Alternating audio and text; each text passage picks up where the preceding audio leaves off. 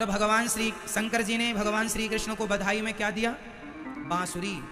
भगवान श्री कृष्ण के हाथ में जो बांसुरी है ये स्वयं भगवान शंकर हैं। आप बताओ कि राम अवतार में शंकर जी राम जी के संग क्या बन के रहे? बताओ, राम जी के साथ शंकर जी किस रूप में थे राम अवतार में? आप बताओ किस रूप में थे? जोर से।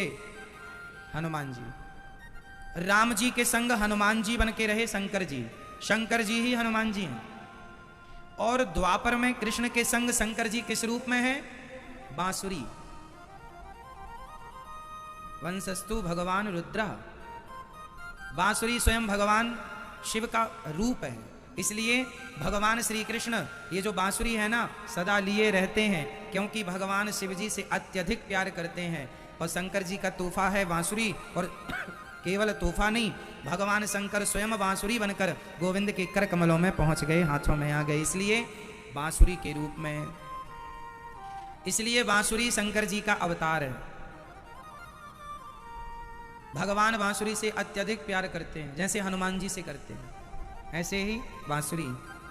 आपको पता है वास्तु के हिसाब से बांसुरी घर में रखना शुभ होता है। घर में चांदी की बांसुरी यदि आपके यहाँ है तो बहुत उत्तम है, भले छोटी सी ही हो। चांदी की बांसुरी, चांदी की नहीं है तो बांस की तो आती ही है, वो रखो। घर में बांसुरी होना शुभ माना जाता है वास्तु के हिसाब से। चांदी की बांसुरी हो तो और भी शुभ है। घर में धन धान्य की कभी कमी नहीं होती। जिनके यहाँ बांसुरी, गोविंद को बांसुरी चांदी की बांसुरी दी जाती है। और जब भगवान जी की पूजा किया करो तो बांसुरी का भी पूजन करना चाहिए। हे नाथ, बांसुरी का पूजन करके फिर भगवान जी को बांसुरी भेंट करना चाहिए भगवान का। अब जैसे लोगों को घरों में क्या लगाना क्या नहीं लगाना, क्या रखना क्या नहीं रखना, इसका कुछ लोगों को ज्ञान नहीं होता।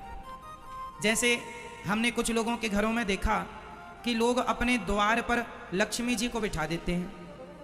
दरवाजे के बाहर लक्ष्मी जी का चित्र ऊपर लोग लगा देते हैं, है ना? अरे भाई ये बताओ, लक्ष्मी जी बाहर होती हैं या भीतर होती हैं? लक्ष्मी जी का कहाँ होना अच्छा है, अंदर या बाहर? जोर से, जोर से। अंदर। इसलिए माता लक्ष्मी जी को कभी द्वार पर नहीं लगाना चाहिए। लक्ष्मी जी हमारी माता हैं। और कोई बेटा अपनी माँ को दरवाजे के बाहर ही बिठाए रखे तो माँ प्रसन्न नहीं होगी, नाराज हो जाएगी। हमें बाहर बिठा रखा है, खुद अंदर घुसा है। तो द्वार पर लक्ष्मी जी नहीं, लक्ष्मी हमारी माता है तो माता को अंदर रखा जाता। लक्ष्मी जी द्वार पर जो दरवाजे के ऊपर आप लगाते हैं ना, वह वास्तु के हिसाब से गलत है। लक्ष्मी जी को अंदर रखना चाहिए। गणेश जी को भी अंदर ही रखना चाहिए। तो दरवाजे में क्या लगाना चाहिए? शंख, चक्र और तिलक। दरवाजे पर क्या रखना चाहिए?